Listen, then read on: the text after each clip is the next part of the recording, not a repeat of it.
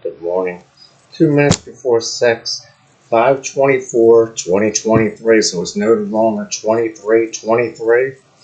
It doesn't matter. Here's what you do if you're a bachelor and you say, overnight, but I popped them into the freezer right before I stacked them so that I could really handle them like this.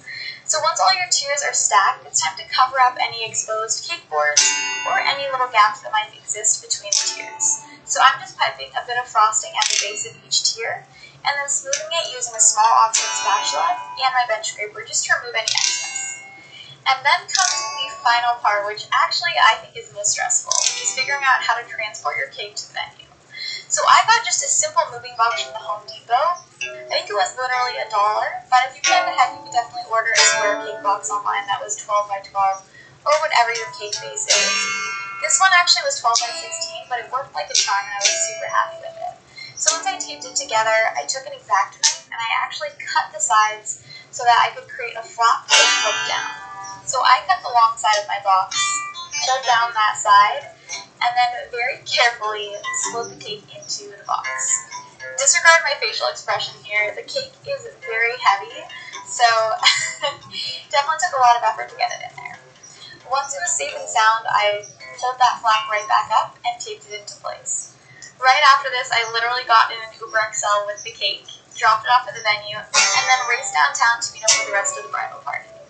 I decorated the cake later that night just with some fresh flowers from the bouquets in the wedding, and it was truly such a magical night.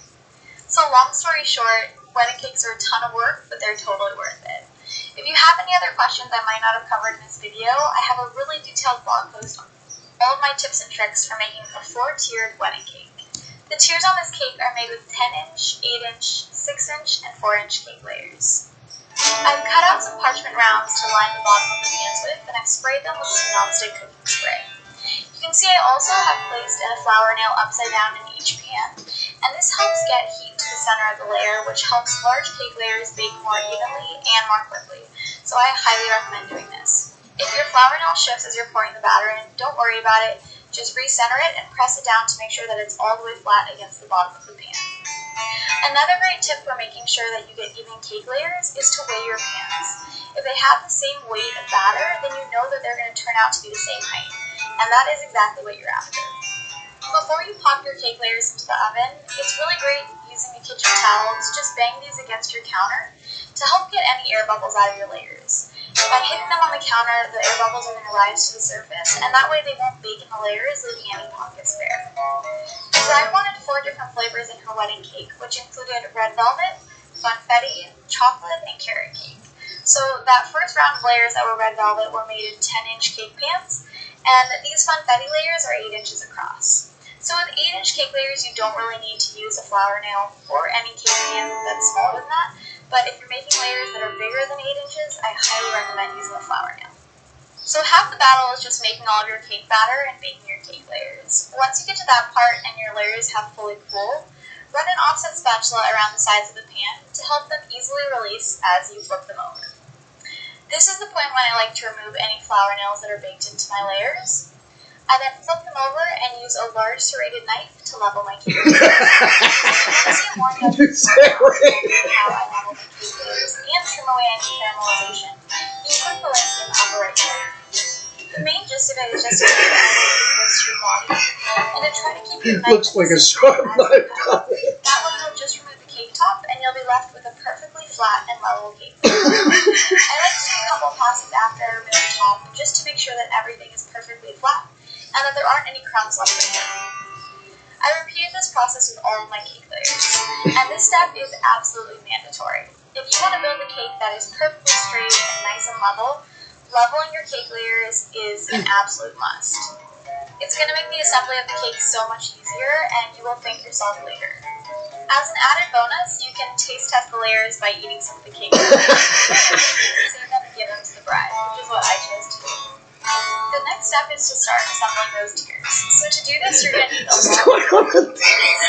So I have here an 8-inch, a 6-inch, and a 4-inch cake board. Those cut perfectly in the center. And as you can see, my dowel can easily fit through them, so it's going to be a breeze to stack these. tiers. It's really important that your holes, if you choose to cut them yourself, are solid, or else your tiers are going to be Ever worked in a grocery store before? Or to provide support inside the cake, I like to use bubble tea straws. So these are just thick smoothie straws that are made of plastic.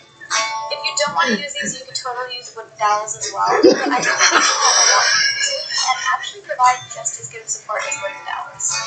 So I started building my cake on my 12-inch cake board. So this is a thick it's got about a half an inch of height there, and I cut a hole. What do you mean? There's too much sugar, butter, cream, butter. As I transport the cake. I also added a thin layer of buttercream underneath the and that's a process I'm going to repeat for every tier. That bit of buttercream underneath helps keep the cake layer in place so the cake won't slide on the cake board. I also added some simple syrup to these cake layers. I don't normally add simple syrup to my cakes, but since these cake layers are sitting out for a little bit longer than normal, the simple syrup is going to help ensure that every bite is super moist, no matter how long it takes you to build this cake. So it's really a great idea and a common practice. How do you clean the pans? For any of you that don't know what simple syrup is, how do you clean the pans? It looks easy on TV, doesn't it?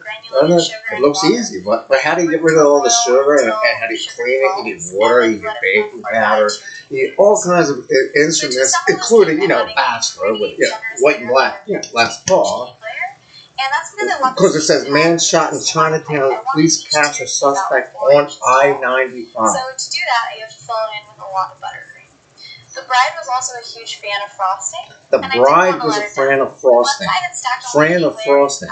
He's saying Fran dresser. I need a French maid. Here comes the French whip. To help trap any crumbs that might have gone rogue and prevent them from getting into your second bigger layer of frosting. Ride for Honda, Toyota, and once you've done that with your the Chevy, spatula, you can use a bench Malibu, to get your sides nice Caribou. There's the eel. He studied electrical engineering. He holds guitar number Seagull. I'm gonna write Seagull on the guitar. Seagull guitar. Seagull guitar. You have a seafood diet? I seafood diet. The other thing is you need to make sure that you have enough freezer and fridge space for all of these. It takes up a lot of space. So you want to plan ahead. How big can you put that in the fridge? Wow. So as I was doing these, I was swapping them out between the fridge and the freezer. And I first worked and then all of a sudden the freezer overloaded. And then I started to work on my second layers. And then you went to the second layer. What happened? This wasn't super challenging for me because I assemble cakes all the time. But if you're not as comfortable with the process, Procol Harum, the Bee Gees, Bruce Springsteen, Bon Jovi, click the link in the upper right corner to learn more about that process. They've rolled the Foo Fighter, Oasis. Who's his name? Buffalo Dude. Cyrus. It was super difficult to frost just because it's so tiny. Difficult. But no matter how you was it super duper difficult? Take your time. Once I finished crumb coating all of my tiers, NASDAQ is that second thicker layer of frosting. So I always like to start by adding frosting to the top of the cake, the top of the cake. The edges, and then slowly working. Want to see me throw this guitar out the window or what? Any style works. Whatever you feel most comfortable with is what I recommend. This is just the method that works best for me. Another piece of advice is to be very generous with your frosting. A lot of people struggle getting smooth sides on their cakes, and one of the main reasons that they struggle is because they don't add enough frosting. So be generous as you do this, and be sure to make loads of frosting. I ended up actually using 4 batches of frosting for this. To cut our bubble tea straws to the right height, I like to use a ruler to measure the height of the tier, and then very carefully mark and cut the straws. It's really important that you're precise when you're doing this, because if you cut them at an angle, or if the straws are different heights, it can cause the tier above it to be at an angle or to get lopsided, and that's not what you want. Once all 4 of my straws are the same height, it was time to insert them into the cake. So I like to mark where I'm going to insert the straws before I actually put them into the cake. And you want these to be evenly spaced and a little bit within where the top tier will go. So I like to place about 1 inch in from where the edge of the tier will be. I eyeballed this here, but you could also use your cake pan to mark exactly where you want them to be. Another trick is to use a straw that's already cut to do the final push into the cake, just that way you're not stabbing your fingers into your tier. To insert the wooden dowel, the main center dowel that's going to support the entire cake, I also used my ruler to make sure I got it right in the center. Next, I repeated these steps with my remaining tiers. So for an 8-inch cake layer, I also used 4 bubble tea straws. And then I set to work on adding my second layer to my 6-inch tier. Snapper and soup. I noticed that it was a little bit shorter. Whereas the snapper soup, it's an eighth and I forget what that was. Eighth and inevitably that's going to happen. it was so if you run into this problem, don't worry, eighth and just course correct. snapper soup. Some extra buttercream on top of that tier Eighth and to get it to the height that you're after. I only used 3 bubble tea straws in that cake layer because it's only supporting when grandmother takes you to the brook, where is it? So once all of my tiers when grandmother takes you to the it was time to assemble the eighth and wherever so it is and buys you snapper soup and then walks you to John Wanamaker right at 13th and Market or 15th and Market and you realize that John Wanamaker. My only bit of advice is if you're going to do this, you might want to poke a hole through the top center snapper of your soup. Or else when that dowel goes through, it can push Did you say cream of crab or cream of mushroom? Kind of tear up your cake there. So I'm spreading a bit of buttercream between each tier buttercream. Everything together. And I'm also using my large offset spatula to help me lower How does she put it in the thing?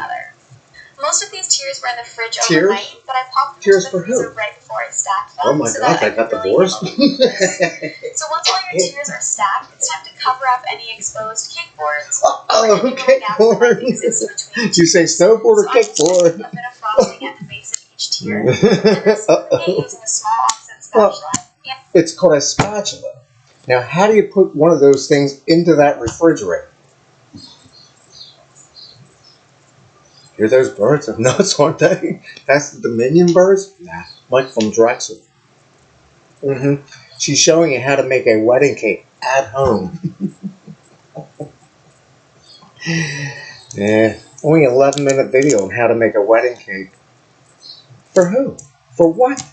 For why? For good reason.